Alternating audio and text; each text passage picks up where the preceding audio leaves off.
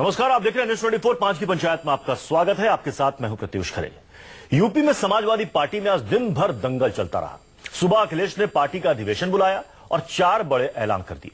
मुलायम सिंह को पार्टी का मार्गदर्शक बना दिया गया। यूपी के प्रदेश अध्यक्ष शिवपाल यादव को हटाकर उनकी जगह नरेश उत्तम पटेल को प्रदेश अध्यक्ष बना दिया गया। अखिलेश पार्टी के राष्ट्रीय अध्यक्ष बन गए और अमर सिंह को पार्टी से बाहर कर दिया गया।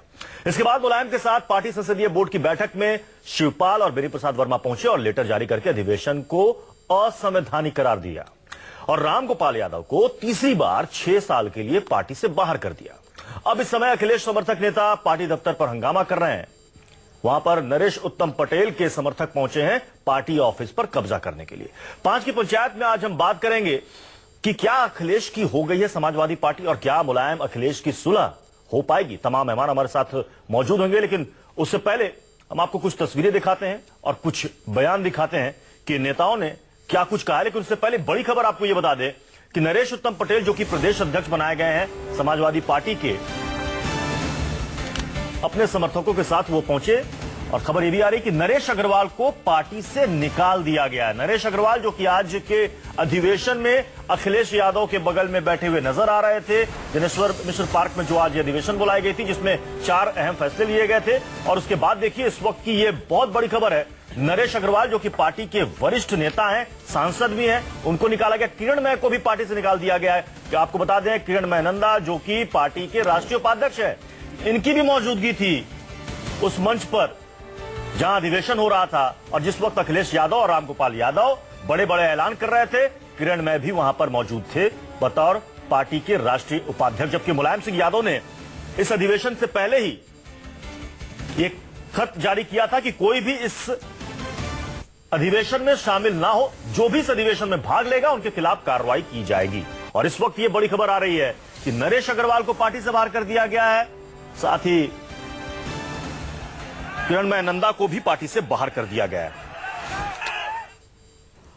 इसी पर हम चर्चा करेंगे। हमारे साथ मौजूद हैं सैयद जफर इस्लाम साहब, बीजेपी के नेता प्रवक्ता, जूही सिंह जी समाजवादी पार्टी की प्रवक्ता, हमारे साथ है सुलेमान खान साहब कांग्रेस के प्रवक्ता, और साथ ही एमएच खान साहब हमारे साथ बीएसपी के नेता और प्रवक्ता इस वक्त जुड़ रहे हैं।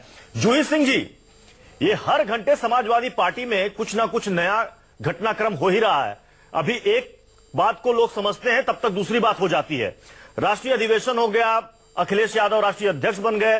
मुलायम सिंह ने कहा कि ये अधिवेशन जो है असंवैधानिक है, ये अमान्य है। और अब खबर आ रही कि नरेश अग्रवाल को पार्टी से बाहर कर दिया गया, राष्ट्रीय उपाध्यक्ष किरणमय नंदा को बाहर कर दिया गया। क्या माना जाए, पार्टी किसकी है, मुलायम सिंह यादव या शिवपाल यादव की, या इस वक्त है अखिलेश यादव की?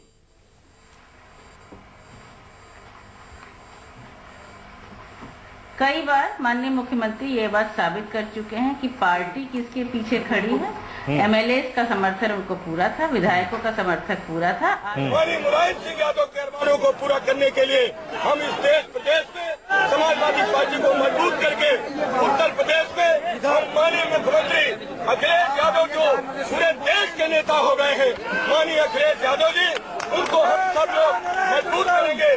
मैं अपने कार्यकर्ता भाइयों से भी, समाजवादी पार्टी के सम्मानित कार्यकर्ता भाइयों से भी कहना चाहूंगा कि हम सबके ऊपर बहुत बड़ी जिम्मेदारी है।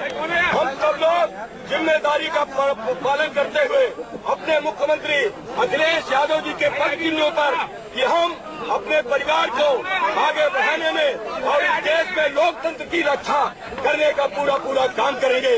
आप सबका बहुत बहुत धन्यवाद, स्वागत।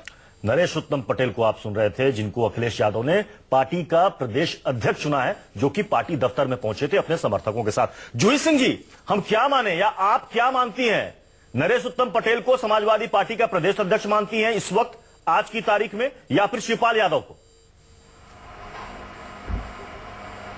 जी, हमारे राष्ट्रीय अध्यक्ष अखिलेश यादव जी ने, जिनका आज ही चयन हुआ है, नरेश उत्तम पटेल को प्रदेश का अध्यक्ष समाजवादी पार्टी का नियुक्त किया है। यही वैधिक है। हाँ। और यही मान्य है। समाजवादी पार्टी, उसके एमएलए, उसके विधायक हमारे नए राष्ट्रीय अध्यक्ष के पीछे खड़े हैं और ये ऑफिशियल समाजवादी पार्टी है, वो समाजवादी पार्टी का दफ्तर है। जो 5 तारीख को मुलायम सिंह यादव की तरफ से अधिवेशन बुलाया गया है, तब तो फिर वो अधिवेशन बेकार है।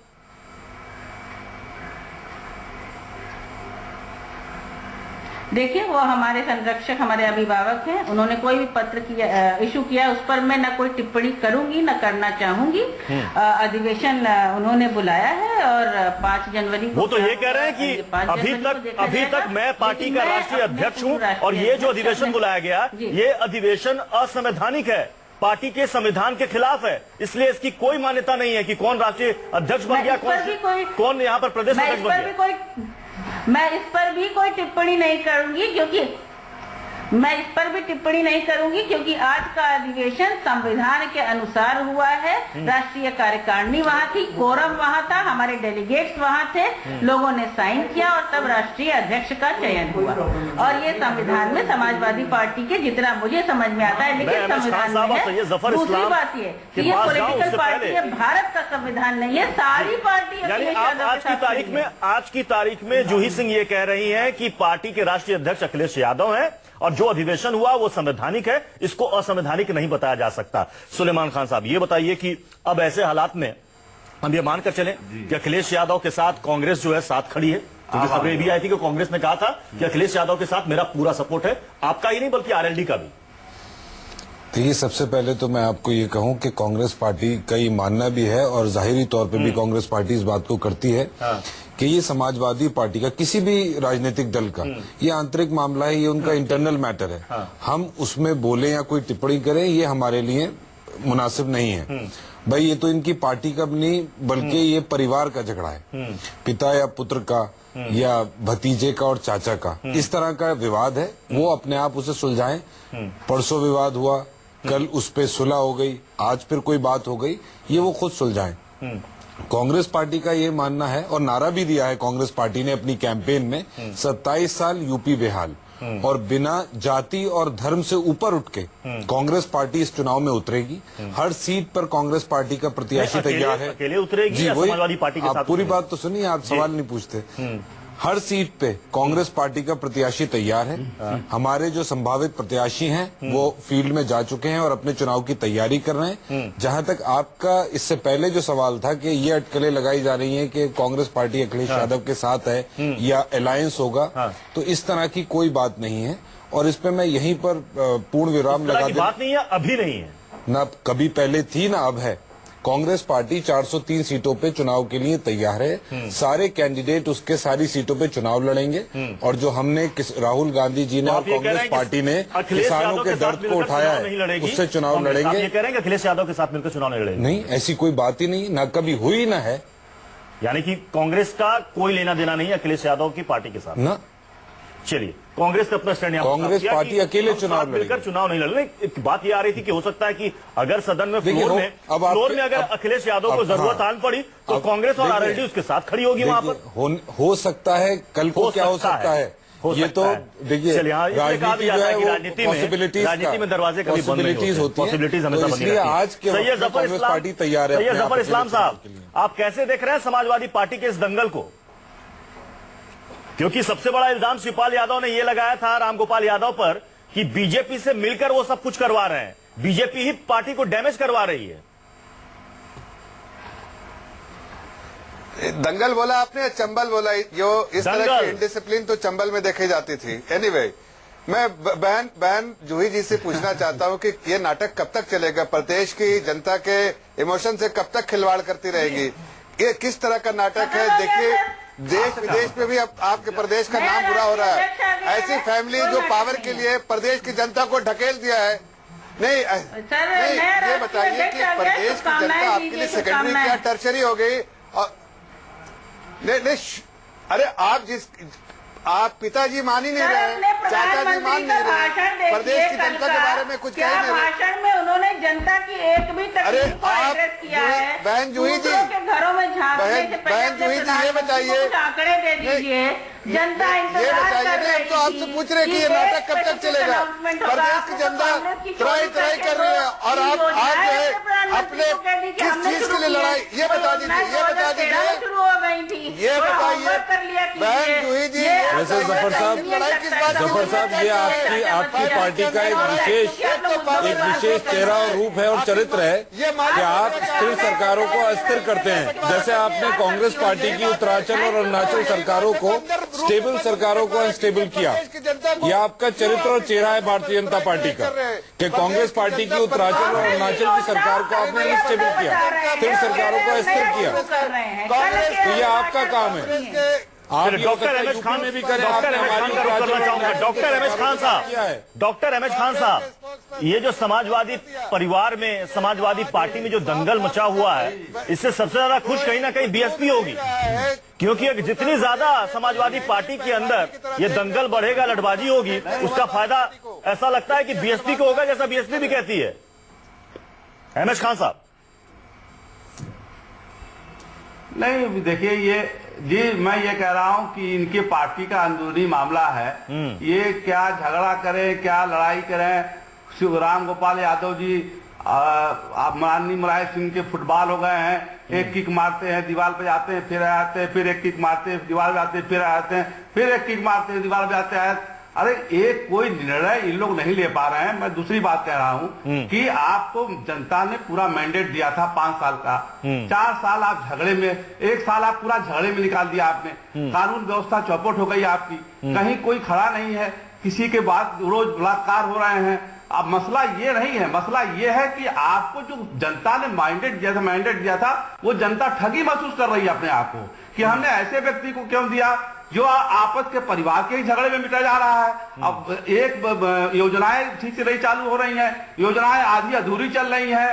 फायदा नुकसान की बात हम नहीं करते हैं। फायदा नुकसान का हम तो अपने अकेले दम पे चुनाव लड़ने के पहले से तैयारी कर रहे हैं और लड़ रहे हैं और लड़ेंगे, और बहुजन समाज पार्टी सत्ता में आ रही है। मायावती जी हमारी मुख्यमंत्री बनने जा रही हैं, इसलिए कि लॉ एंड ऑर्डर बिल्कुल फेल हो चुका है, लॉ एंड ऑर्डर बिल्कुल नहीं है, और आपका विकास में भी आधा अधूरा विकास है। वह सारी चीजें इनके फेल हो चुकी हैं और जनता इनको समझ चुकी है। ये रोज सड़क पर खड़ा करके किसका समय बर्बाद कर रहे हैं? जूही सिंह जी इस पे लगा हुआ है। आज इनके समाजवादी पार्टी दफ्तर पर कब्जा करने की कोशिश कर रहे हैं। ये कोई एक कब्जा कर रहा है, दूसरा कुछ हटा रहा है। जूही सिंह जी, क्या है ये आपस में आज से पहले जब भी समाजवादी पार्टी के किसी प्रवक्ता से बात होती थी, उनका बार बार ये कहना होता था जैसा नेताजी कहेंगे, बार बार हर वाक्य में नेताजी का नाम आता था, और आज हर वाक्य में अखिलेश यादव का नाम आ रहा है।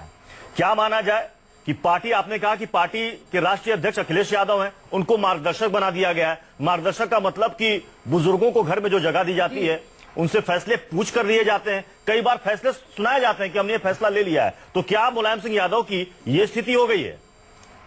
जूही सिंह जी, समाजवादी पार्टी मार्गदर्शकों और बुजुर्गों का सम्मान और इज्जत करना चाहती है, जानती है और करेगी। उनके अपने हर फैसले में उनको शामिल करेगी। समय की मांग ये है कि माननीय मुख्यमंत्री हमारे राष्ट्रीय अध्यक्ष का पद उन्होंने ग्रहण किया है। मार्गदर्शक है। हम चुनाव की तैयारी कर रहे हैं और समाजवादी पार्टी के दफ्तर में किसी ने कब्जा नहीं किया है, हमारे प्रदेश अध्यक्ष गए हैं। जी आप अपना मार्गदर्शक मंडल देखिए, बैठा दिया है, आप तो बोलिए ही मत। भैया जफर इस्लाम साहब, हम लोग तो उम्मीद कर रहे थे। जफर इस्लाम साहब आप समझ गए, आप समझ गए होंगे जूही सिंह का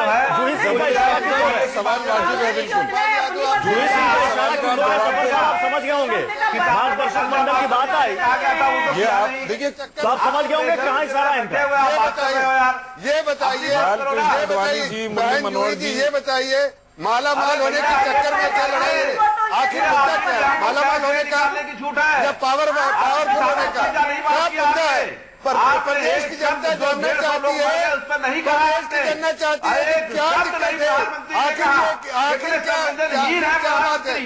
कितने तीनों पार्टियां हारने वाली है। कितनी शर्म की बात है कि 150 लोग मर गए, प्रदेश की जनता ने दिल बना लिया है। एक लफ्ज नहीं बोला, एक लफ्ज नहीं बोला, लड़ती रहेगी, ये फैमिली के लिए लड़ती है,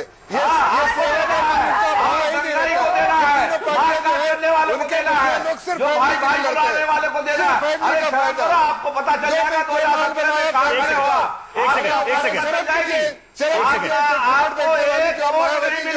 उनके पार्टी के बारे में तारीफ कर रहे हैं।